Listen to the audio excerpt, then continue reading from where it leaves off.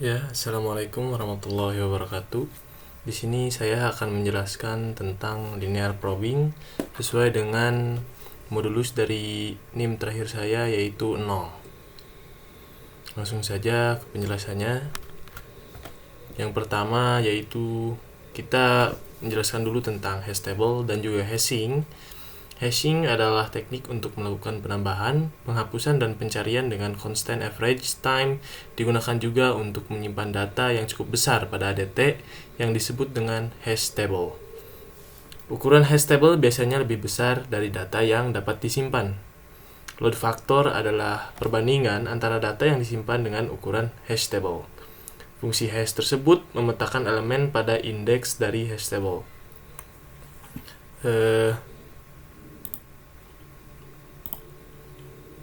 Bentar. Nah, ini dia. Ini adalah hash table tersebut. Biasanya hash table lebih besar dari data yang disimpan, lebih besar 2 kali ya. Nah, untuk menambahkan data atau pencarian, ditentukan key dari data tersebut dan digunakan sebagai fungsi hash untuk menetapkan lokasi untuk key tersebut. Dan hash table juga adalah arrays dengan sel-sel yang ukurannya telah ditentukan dan dapat berisi data atau key yang berkesesuaian dengan data. Untuk setiap key, digunakan fungsi hash untuk memetakan key pada bilangan dalam rentang 0 hingga edge size 1. Nah, untuk collision resolution dalam hash table tersebut biasanya ada collision atau tabrakan. Penyelesaian collision resolution tersebut yaitu artinya penyelesaian bila terjadi collision. Dikatakan terjadi collision jika dua buah keys dipetakan pada sebuah sel. Collision bisa terjadi saat melakukan insertion. Dibutuhkan prosedur tambahan untuk mengatasi terjadinya collision. Nah, untuk itu kita dapat menggunakan salah satu strateginya yaitu closed hashing atau open addressing, yang mana mencari fungsi f-nya dengan linear probing. Langsung saja ke linear probing. Linear probing menggunakan fungsi linear f dalam kurung i sama dengan i. Bila terjadi collision, cari posisi pertama pada tabel terdekat dengan posisi yang seharusnya. Kompleksitas dari teknik ini bergantung pada nilai load factor. Jika digambarkan load factor ini seperti ini. Nah, seperti ini. Ini dia load factornya. Namun tidak bisa ditampilkan menggunakan simbol ya.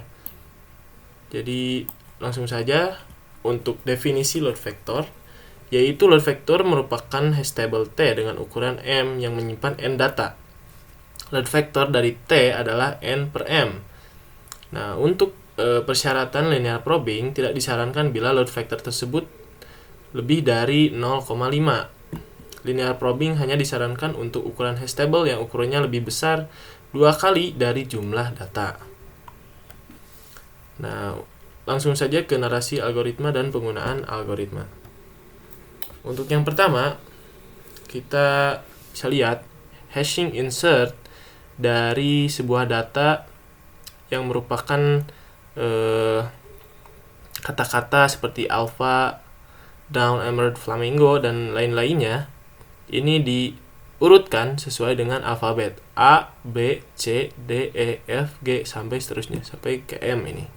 Bisa dilihat, kita menginsert misalnya kristal. Kristal kan tidak ada dalam sel tersebut, tidak ada yang mengisi, maka otomatis kristal dapat mengisi sel tersebut.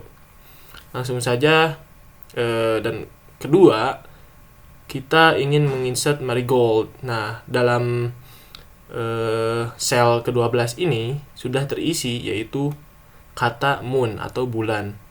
Maka dari itu, si data yang akan diinsert di sel 12 tersebut yaitu marigold akan mencari posisi terdekat dengan sel yang pertamanya ditunjuk untuk diisi oleh marigold, yaitu sel ke-13. Nah, setelah itu akan terisi di sel ke-13.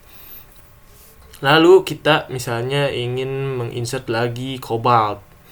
Nah, di sini semuanya kan sudah terisi dari sel 2, 3, 4, 5. Nah, cobalt ini dimulai dengan alfabet C, yaitu diisi dengan yaitu pada sel 2 yaitu diisi dengan kristal. Maka dari itu cobalt akan mencari posisi terdekat yang kosong, yaitu posisi sel nomor 6. Maka dari itu sel nomor 6 diisi dengan cobalt. Nah, untuk hashing delete kita bisa menghapus emerald dan juga bisa menghapus moon. Setelah itu kita bisa hashing operation after delete, yaitu mengcustom insert dan juga memasukkan marigold. Setelah itu ada primary clustering, yaitu elemen-elemen yang menurut perhitungan hash diletakkan pada lokasi sel berbeda, diarahkan yaitu probe pada sel pengganti yang sama. Nah, ini dia yang dimaksud dengan dimasukkan secara campur ya. Misalnya kanari dan kobalt ini masuknya ke alfabet C. Karena tidak ada sel yang kosong lagi, maka mereka akan mencari sel kosong yang terdekat sesuai dengan abjadnya. Dan ini juga ada kanari dan dark, mereka akan mencari posisi sel yang terdekat. Ya, nah langsung saja ke kelebihan dan kekurangan dari linear probing ini. Fungsi linear ini, yaitu linear probing, relatif paling sederhana, yaitu mudah diimplementasikan, dan juga linear probing ini cukup menghemat waktu. Sedangkan untuk kekurangannya, linear probing ini tidak disarankan bila load factor. Load factor itu adalah perbandingan antara sel atau data-data yang dibuat untuk menyimpan, yaitu tabelnya. Misalnya tabelnya ada 6 sel dan juga perbandingannya dengan sel yang diisinya. Misalnya sel yang diisinya 3, nah itu disebut dengan load factor. Lalu linear probing tersebut juga hanya disarankan untuk ukuran hash table yang ukurannya lebih besar 2 kali dari jumlah data. Dan juga kekurangan dari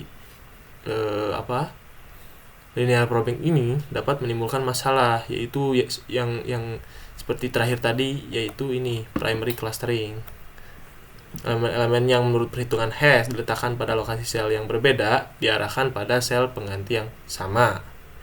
Nah, untuk itu saya mengucapkan terima kasih atas kesempatan untuk menjelaskan linear probing ini. Mohon maaf bila terdapat banyak kesalahan.